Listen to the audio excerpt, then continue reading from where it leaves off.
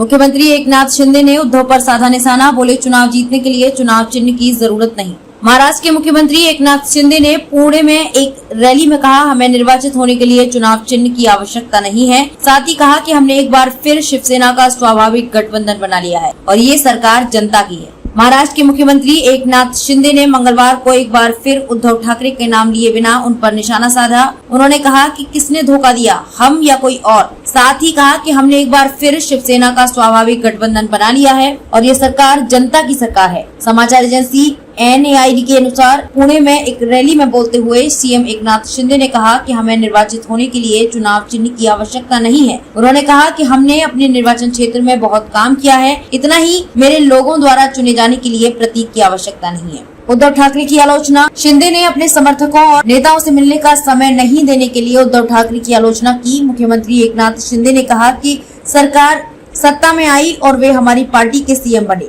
हम सभी काम करने में लगे रहे। इस बीच लोग मुझसे मिलने आते थे क्योंकि कुछ लोग उद्धव ठाकरे के पास उनसे मिलने का समय नहीं था। हमारे लोगों को भुगतना पड़ा। सरकार में जो हो रहा था वो असहनीय था।